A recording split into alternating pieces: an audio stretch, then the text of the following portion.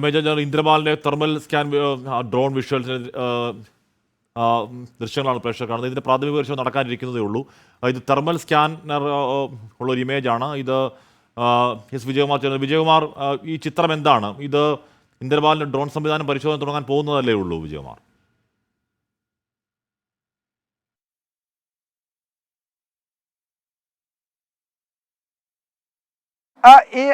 ഈ ദൃശ്യങ്ങൾ ഹാഷ്മി എസ്കേൻ, ഈ ദൃശ്യങ്ങൾ കൊച്ചിയിലുള്ള ഡ്രോൺ ഇമാജിനേഷൻ എന്ന ഒരു ഏജൻസിയാണ് പകർത്തിയിരിക്കുന്നത്. ഇത് അല്പസമയം മുമ്പാണ് അവർ നമ്മളുമായി സംസാരിച്ചത്.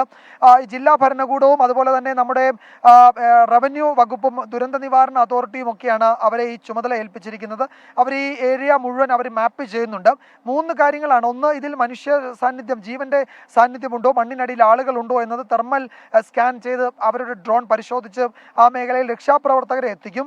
മറ്റൊന്ന്, ഇവരുടെ ജിയോ മാപ്പിംഗ് നടത്തുന്നുണ്ട്. ആ ജിയോ മാപ്പിംഗ് നടത്തുന്നത് ഈ ആളുകളുടെ ഇവിടെ എത്ര വീടുകൾ ഉണ്ടായിരുന്നു, ഇവിടെ എന്തൊക്കെ സ്ഥാപനങ്ങൾ നേരത്തെ ഉണ്ടായിരുന്നു എന്നത് പരിശോധിക്കാനും അത് ഇപ്പോഴത്തെ ഈ മേഖലയിലെ ഭൂമിശാസ്ത്രവുമായി ചേർത്ത് വെച്ച് അവിടെ ആളുകൾക്ക് ജീവനും സ്വത്തിനും എന്തൊക്കെ നഷ്ടമുണ്ടായി, അതുപോലെ ദുരന്ത നിവാരണ അതോറിറ്റിക്ക് ഇനി അവിടെ തുടർ നീക്കങ്ങൾ എങ്ങനെ നടത്താൻ കഴിയും, റവന്യൂ വകുപ്പിന് ഈ നഷ്ടപരിഹാരം നൽകുന്നതിൽ എന്തൊക്കെ മാനദണ്ഡങ്ങൾ സ്വീകരിക്കാൻ കഴിയും, അതൊക്കെയാണ് അവരുടെ പരിശോധന ഫലം. ഈ ചൂരൽമല ഭാഗത്ത് അവർ നടത്തിയ പരിശോധനയുടെ ദൃശ്യങ്ങൾ നമുക്ക് അവർ കൈമാറിയിട്ടുണ്ടായിരുന്നു. അവരത് നൽകുമ്പോൾ അതിൽ ഇപ്പോൾ നമുക്കറിയാം റെഡ് മാർക്ക് വന്നിട്ടുണ്ടെങ്കിൽ അവിടെ മണ്ണിനടിയിൽ ഈ മനുഷ്യന്റെ ഈ എന്താണ് തെർമൽ ഇമേജുകൾ ഉണ്ട്, അല്ലെങ്കിൽ ഊഷ്മാവ്, ശരീരോഷ്മാവ് രേഖപ്പെടുത്തി എന്നാണ് അതിൽ അർത്ഥമാകുന്നത്. ഇവിടുത്തെ പരിശോധനയിൽ അത്തരം ഒരു ശരീരോഷ്മാവ് അവർക്ക് കണ്ടെത്താൻ കഴിഞ്ഞിട്ടില്ല.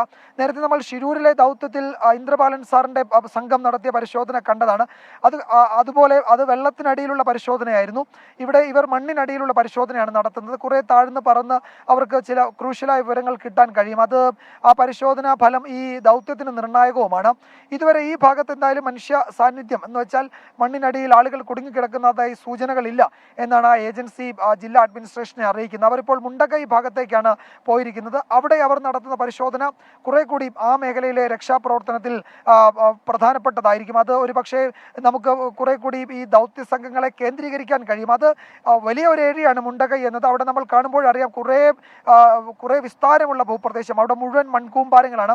അത് മുഴുവൻ തിരിഞ്ഞ് പരിശോധന നടത്തുക എന്ന് പറയുന്നത് ഒരുപക്ഷെ എനിക്ക് തോന്നുന്നത് ദിവസങ്ങളോളം നീണ്ടു നിൽക്കുന്ന ഒരു വലിയ ദൗത്യമായിരിക്കും, ഒരു ഹെർക്കൂലിയൻ ടാസ്ക് ആയിരിക്കും. അപ്പോൾ അതിനേക്കാൾ ഉപരി ഏതൊക്കെ സ്ഥലത്ത് പരിശോധന നടത്തണമെന്ന് കണ്ടെത്തലായിരിക്കും നിർണായകമാകുക. അപ്പോൾ അതിന് ഉതകുന്ന തരത്തിൽ ചില വിവരങ്ങളായിരിക്കാം ഈ ഏജൻസിക്ക് ഈ രക്ഷാ ദൗത്യ സംഘത്തിന് കൈമാറാൻ കഴിയുക. അത് ആ പ്രതീക്ഷയാണ് അവർ പങ്കുവച്ചത്. അവർ ഒരു അരമണിക്കൂർ മുമ്പാണ് നമ്മളുടെ കൂടെ ഉണ്ടായിരുന്നു. അതിനുശേഷം അവരിപ്പോൾ മുണ്ടക്കൈ ഭാഗത്തേക്ക് പോയിട്ടുണ്ട്. അവിടെ നിന്നുള്ള വിവരങ്ങളും കൈമാറാം എന്ന് അവർ നമ്മളെ അറിയിച്ചിട്ടുണ്ട്. ഇപ്പോൾ കിട്ടിയത് ഏതായാലും വളരെ പ്രധാനപ്പെട്ടതാണ്. ഈ ഇമേജും അവർ നൽകിയ വിവരങ്ങളും അത് രക്ഷാദൗത്യത്തിനും നിർണായകമാണ്. ഈ ആർമിയുടെ താൽക്കാലിക പാലം അത് ഏതാണ്ട് 10 മണിയോടെ അത് തുറന്നു കൊടുക്കാൻ കഴിയുമെന്നാണ് റവന്യൂ മന്ത്രി നേരത്തെ അറിയിച്ചത്.